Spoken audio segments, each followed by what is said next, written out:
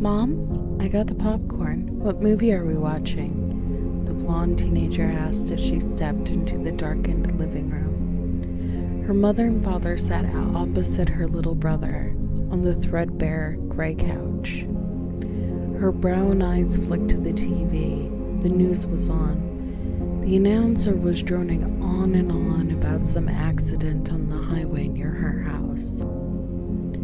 She looked back at her family, bathed in the pulsating blue hum of the television. They stared blankly at the idiot box. Come on, guys, this stuff is depressing. Let's just watch something else, she pleaded. She got no response. Giving up, she sat on the recliner and started watching the TV. I'm on location at 5th and Grand, where a single vehicle collision occurred just moments ago. The SUV flipped after swerving to avoid a deer, eyewitnesses stated. Paramedics claim 3 passengers and the driver were all killed upon impact. Traffic will be backed up at 5th and Grand until the scene can be cleared and cleaned up. Please use an alternative route and drive carefully. The roads are slicker than they appear. The girl watched the news report numbly. Something tickled at the back of her brain. A small sound, and far away, like the sound a fly makes across the room. The sound was inching its way into her ears.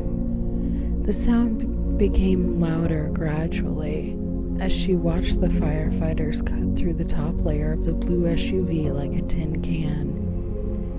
It was like she was standing at the car accident watching the scene. The sound grew louder and more pronounced, a humming scream, as she watched everything, louder and louder until it enveloped everything.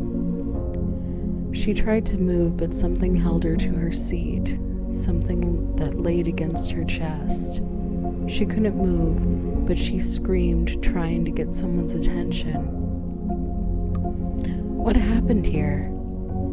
They swerved and hit the median. Someone said they were trying to avoid a deer.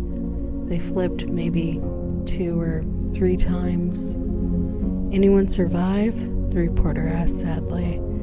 No, the girl, the blonde one. He paused.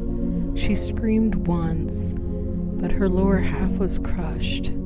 She tried to scream again, but she couldn't make a sound. We did what we could, but she was gone long before we got into the car. He nodded towards the smoldering wreckage. We were gonna shock her, but she's been gone for far too long now.